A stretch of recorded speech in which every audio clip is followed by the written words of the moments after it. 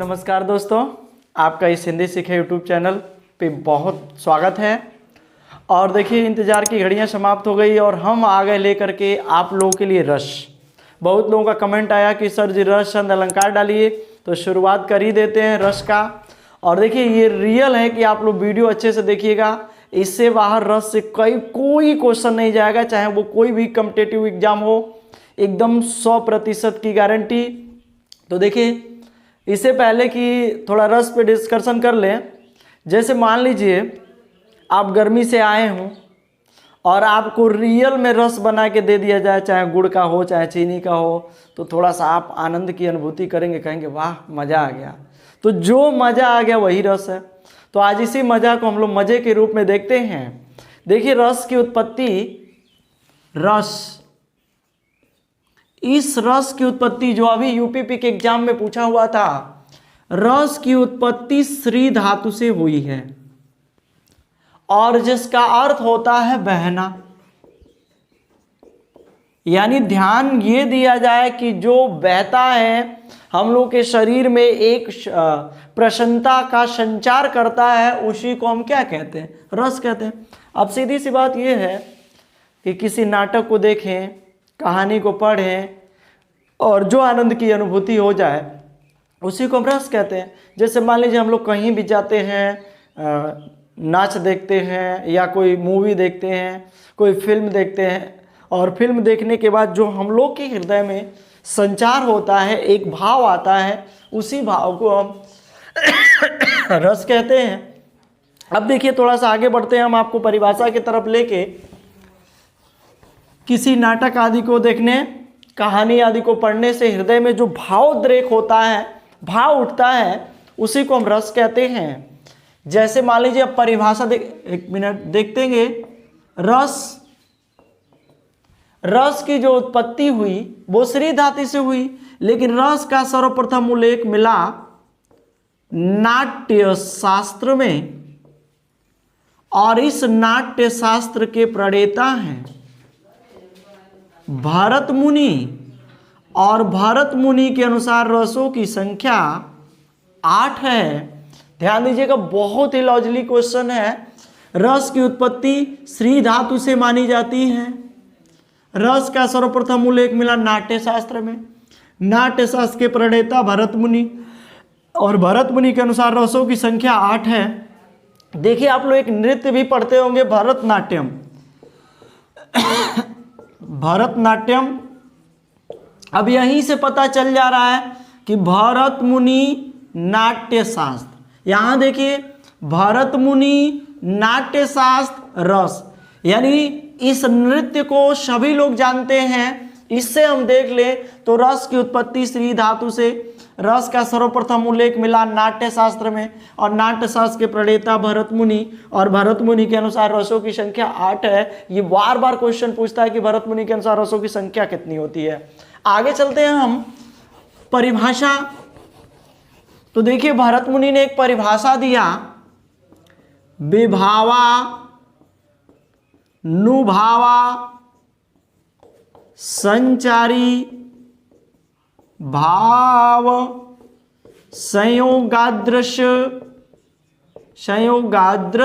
निष्पत्ति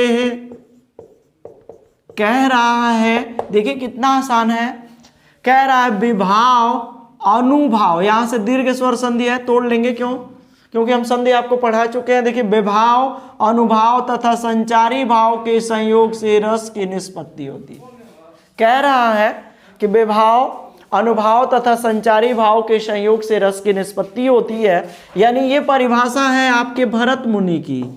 और भरत मुनि देखिए, रस के 4 अंग होते हैं, अभी हम लोग लिखेंगे। ये 3 अंग तो सीधा सीधा दिख रहे हैं, विभाव अनुभाव और संचारी भाव। एक रस का अंग होता है स्थायी भाव, तो भरत मुनि ने कहीं भी स्थायी भाव का जिक्र नहीं किया। एक क्वेश्चन यहाँ बनता है कि भरत मुनि अपनी परिभाषा में रस के किस अंग को नहीं मानते? तो स्थायी भाव नहीं मानते। और भरत मुनि अपने नाटक में कौन सा रस नहीं मानते? तो देखिए, भरत मुनि के अनुसार रस 8 ही है। एक 9वां रस जो शांत रस है, शांत रस, इसका स्थायी भाव निर्वेद होता है, और ये आपका अभिनव गुप्त द्वारा दिया गया। तो भरत, देखिए 2 क्वेश्चन यहाँ बिल्कुल दिमाग में रखिएगा। भरत मुनि के अनुसार रसों की संख्या 8। भरत मुनि अपने परिभाषा में स्थायी भाव का जिक्र नहीं किया, और ये अपने नाटक में भरत मुनि शांत रस का जिक्र नहीं किए, क्योंकि भरत मुनि के नाटक में रसों की संख्या सिर्फ कितनी थी? 8 थी। आगे चलते हैं, एक और परिभाषा जो मोस्ट इंपॉर्टेंट है, पूछा जाता है, ये देखिए, वाक्यम रसात्मकम काव्यम। ये आचार्य विश्वनाथ का है, आचार्य विश्वनाथ जी का, विश्वनाथ। अब देखिए, आचार्य विश्वनाथ जी ने कहा वाक्यम रसात्मकम काव्यम, यानी रसमय जो वाक्य होता है वही काव्य होता है। और एक बात ध्यान रखिएगा कि रस की जो आत्मा होती है, रस की आत्मा वो काव्य होता है।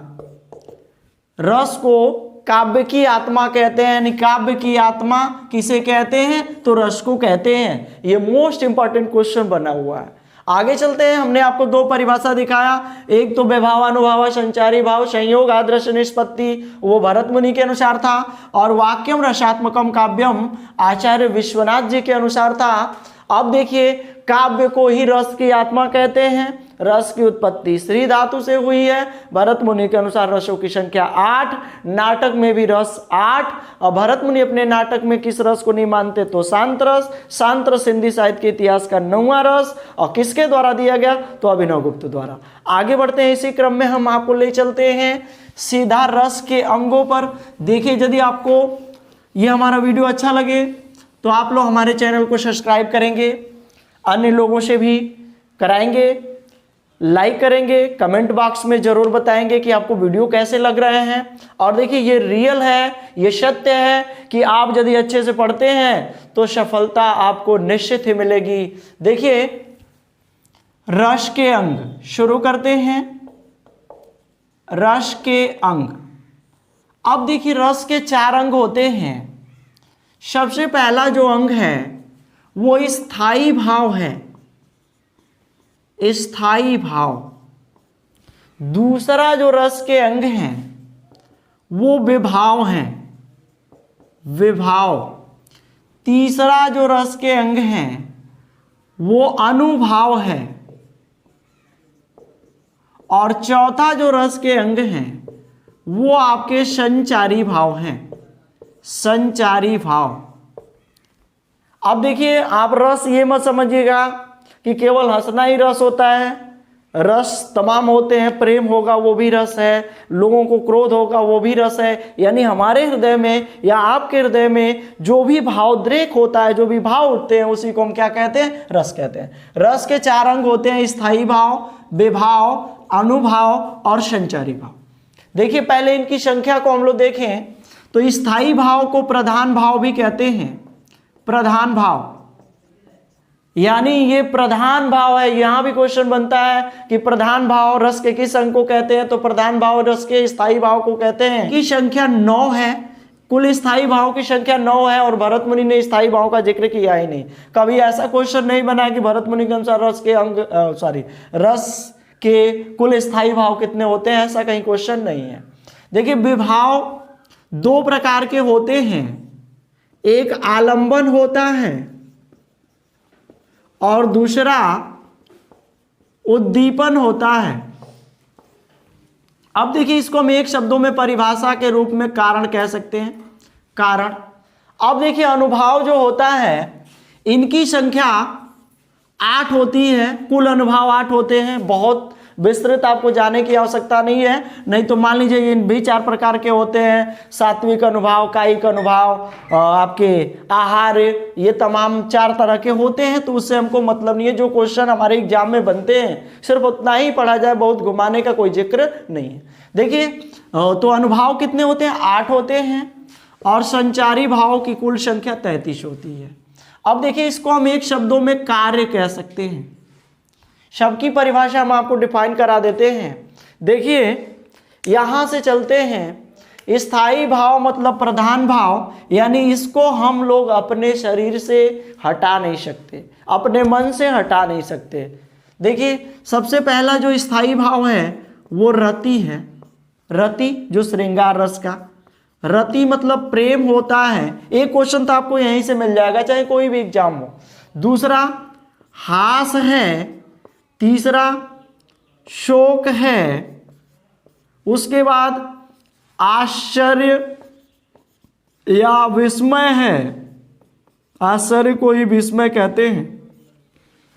इसके बाद चलेंगे उत्साह है, उसके बाद भय है, उसके बाद क्रोध है, क्रोध जिसको हम दूसरे रूप में अमर्ष भी बोलते हैं, अमर्ष। और उसके बाद देखिए यहां लिख रहे हैं और स्थायी भावों को आगे बढ़। देखिए पहला रति है, दूसरा हास्य है, ऐसे इसको बिना नंबरिंग के भी पढ़ सकते हैं, कोई दिक्कत नहीं है। रति, हास्य, शोक, आश्चर्य, उत्साह, भय, क्रोध, और एक है जुगुप्सा। जुगुप्सा जिसको हम घृणा भी बोलते हैं। अब काउंट कर लीजिएगा 1 2 3 4 5 6 7 और 8। और हिंदी साहित्य के इतिहास का 9वां रस शांत रस है, जिसका स्थायी भाव निर्वेद, मोस्ट इंपॉर्टेंट, जिसको हम वैराग्य भी कहते हैं। सब आपको हम अनुभूति करा देंगे इसी रसों में। देखिए ये निर्वेद या वैराग्य होता है। आगे चलते हैं। इस आलंबन और उद्दीपन को हम कारण कहते हैं, यानी इन्हीं कारण से इन स्थायी भावों का जन्म होता है। ये नहीं रहेंगे तो ये स्थायी भाव आएंगे नहीं, क्योंकि ये प्रधान भाव होते हैं, हमेशा विद्यमान रहते हैं। देखिए आलंबन मतलब होता है जिसका सहारा लेकर के कोई भाव अवलंबित हो। उद्दीपन मतलब होता है जो आलंबन के गुणों को, यानी इनके गुणों को तेजी प्रदान कर दे। जैसे मान लीजिए हम ये सोच लें, इस अस्थाई भाव को देखिए रति जिसको प्रेम कहते हैं, तो ये किसका सहारा लेगा? तो नायक और नायिका का। नायक नायिका जिसको आप लोग हीरो और हीरोइन कहते हैं, तो ये नायक और नायिका। या यहाँ राम सीता, पुरुष स्त्री, प्रेमी प्रेमिका, लड़का लड़की जो भी ले सकते हैं, कोई दिक्कत नहीं है। राधा कृष्ण भी लिया जा सकता है, बिल्कुल अनुभव होगा। आगे चलते हैं। उद्दीपन मतलब इनके गुणों को तेजी प्रदान करना। जैसे मान लीजिए यहाँ हम राम को लें और यहाँ सीता जी को ले लें, ये नायक नायिका हो गए, ये नायक हो गए, नायिका हो गए। अब देखिए उद्दीपन मतलब इनके गुणों को तेजी प्रदान करना। जैसे मान लीजिए श्री रामचंद्र जी जैसे ही, अरे वो आप सुने भी होंगे, लखन हृदय लालसा अभिषेकी, जाय जनकपुर आवो देखी। मन तो श्री राम जी को था, लेकिन अपने भाई को मोहरा बनाए, कहे कि गुरुजी लक्ष्मण को जनकपुर देखने की अत्यंत इच्छा हो रही है। मन इनका था, वो कहे गुरुजी ठीक है जाओ देख लेना और हमारे लिए पुष्प भी लाना। तो ये वहां गए, सीता जी उधर से पूजा करने आई, दोनों लोग एक दूसरे को देखे और देखते ही देखते दोनों लोगों में प्रेम हो गया। अभी उसका जिक्र हम लोग करेंगे। देखिए राम और सीता, क्योंकि इन्हीं दोनों का सहारा लेके स्थायी भाव जगेगा, रति। अब देखिए राम और सीता आलंबन है। उद्दीपन मतलब आलंबन के गुण। आलंबन के गुण, आलंबन के गुण का मतलब राम के और सीता के जो गुण होते हैं वही उद्दीपन होंगे, क्योंकि ये दोनों आलंबन। अब देखिए ये जो आलंबन होता है वो 2 प्रकार का होता है। एक आश्रय होता है और एक विषय होता है। आश्रय को आश्रयालंब और विषय को विषयालंब भी बोलते हैं। देखिए आश्रय में राम होंगे और विषय में सीता होंगी। जिसके हृदय में भाव जगता है उसे आश्रय कहते हैं, और जिसके लिए जगता है उसे विषय कहते हैं। राम के हृदय में जगह, किसके लिए जगह? सीता के। कुछ लोग सोच रहे होंगे कि केवल नायके के हृदय में भाव जगता है, तो ऐसा नहीं है। कहीं सीता जी के हृदय में भाव जग जाए तो ये ऊपर ये नीचे हो जाएंगी। और सुनिए एक बात और आपको बता दे, राम आश्रय हैं और सीता विषय है, क्योंकि जिसके हृदय में भाव जगता है वो आश्रय होता है और जिसके लिए जगता है वो विषय होता है। अब देखिए आप लोग तमाम फिल्म भी देखे होंगे, उसमें देखे होंगे पहले नायिका नायक को पसंद नहीं करती है, और जैसे ही वो गुंडा वगैरह उसको घेर लेते हैं, आता है बाइक से 4 चक्कर घुमाता है और मारता है गुंडों को, नायिका का प्रेम हो जाता है। तो यही प्रेम होता है, यानी नायक नायिका वो एक दूसरे से आश्रय और विषय हैं।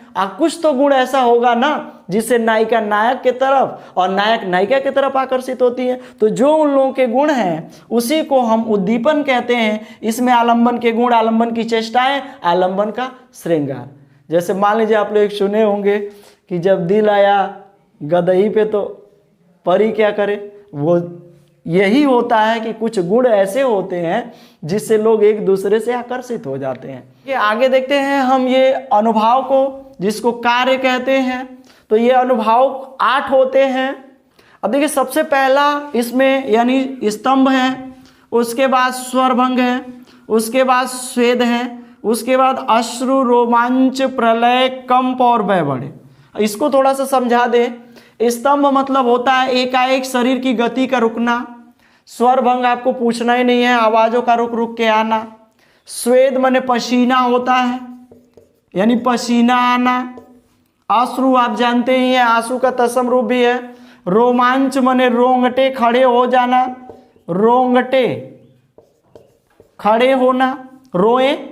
प्रलय जान ही रहे हैं, कंप जान ही रहे हैं। भयबढ़े माने होता है चेहरे का रंग, चेहरे का रंग उड़ जाना। अब देखिए हम आपको थोड़ा सा समझाने का प्रयास करें। यहां से सबसे पहले ये बात आती है स्थायी भाव, ये तो विद्यमान रहते हैं। जैसे मान लीजिए हमने एक नायक बनाया और एक नायिका बनाया। ये अब देखिए दोनों लोग ये अपने आप में आलंबन है, ये विभाव है, विभाव के अंतर्गत आलंबन है। अब कुछ इनके पास गुण होंगे और कुछ इनके पास गुण होंगे, यानी ये इन पे आकर्षित होंगे, ये इन पे आकर्षित होंगे। तो ये जो गुण इनके हैं उन्हीं गुण को हम उद्दीपन कहते हैं।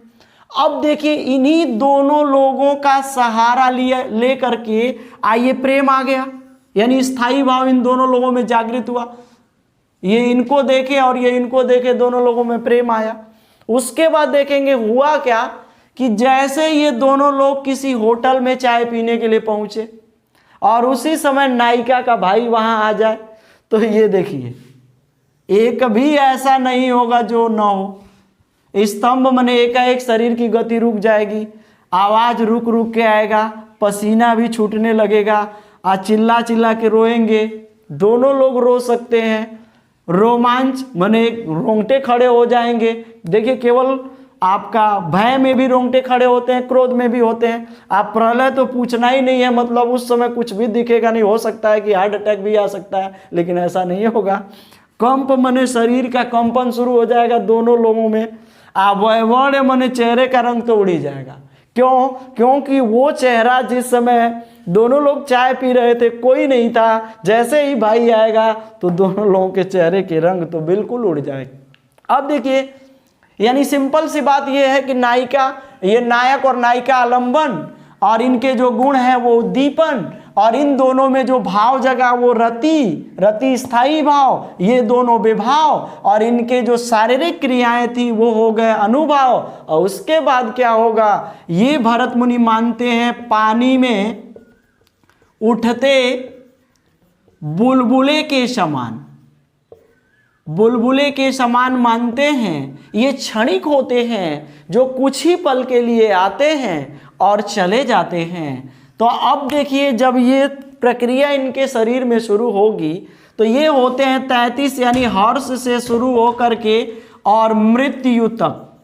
हर्ष से शुरू होकर के मृत्यु तक, यानी कहा जाए तो मनुष्य पैदा होता है तो पहले तो रोता है यानी दुखी होता है, लेकिन उसके बाद से सुख की अनुभूति करता है, और हर्ष के बाद उसके, यानी देखा जाए तो यही हमारे आखिरी लक्ष्य हैं। हर्ष ढूंढते हैं और हर्ष ढूंढते ढूंढते हम लोग की मृत्यु हो जाती है। लेकिन छोड़ दिया जाए नायक नायिका की तरफ आए।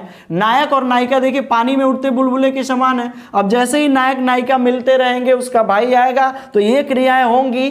अब देखिए हो सकता है कि नायक छत से कूद जाए, नायिका कूद जाए, दोनों लोग वहां से भाग जाए, या नायक कुर्सी वगैरह होटल में लगी हो चढ़ के कूदना फानना, गिरता उठते दौड़ के भागना शुरू कर दे। तो यानी ये पानी में उठते बुलबुले के समान है, जो गिर रहा है, उठ रहा है, भाग रहा है, फिर गिर रहा है, उठ रहा है, भाग रहा है, वो हमारे क्या है, आपके संचारी भाव। संचारी भाव को व्याभिचारी भाव भी कहते हैं। अब देखिए इस तरह से हमने आपको बताया रस की परिभाषा, रस के अंग और रस से जो भी महत्वपूर्ण चीजें थी। ये देखिए एक पार्ट और हम लोग पढ़ेंगे रस से, जिसमें हम आपको ट्रिकी बताएंगे। केवल उदाहरण देखते ही आप बता सकते हैं कि कौन सा रस है और स्थायी भाव क्या है। इसका वर्णन हम लोग आगे वाले वीडियो में पढ़ेंगे। तो ये वीडियो यदि आपको अच्छा लगे तो आप निसंकोच हमारे चैनल को सब्सक्राइब करेंगे, लाइक करेंगे, अपने दोस्तों के साथ शेयर करेंगे। इसी के साथ एक बात और कहेंगे कि ये पूरा वीडियो देखिएगा। एक बार और हम आपका रिवीजन करा देते हैं कि रस के 4 अंग, रस की उत्पत्ति श्री धातु से, रस का सर्वप्रथम उल्लेख नाट्य शास्त्र में, नाट्य शास्त्र के प्रणेता भरत मुनि अपने परिभाषा में स्थायी भाव का जिक्र नहीं किए हैं और भरत मुनि अपने नाटक में शांत रस का जिक्र नहीं किए हैं। काव्य में रस 8 होते हैं और रस की आत्मा यानी काव्य की आत्मा हम रस को कहते हैं। और इसी के साथ वाणी को विराम देते हैं। आप लोग का दिन शुभ हो। और एक बात और, ये सब अनुभूति हो सकती है आपके अंदर भी। जो लोग भी अब ये तो नहीं है कि छोटे बच्चे पढ़ेंगे, ये सब लोग युवा ही हमारे पढ़ेंगे। तो रस की अनुभूति आप सभी लोगों को है। जो भी आनंद की अनुभूति प्राप्त हो जाए उसी को रस कहते हैं। जय हिंद, जय भारत।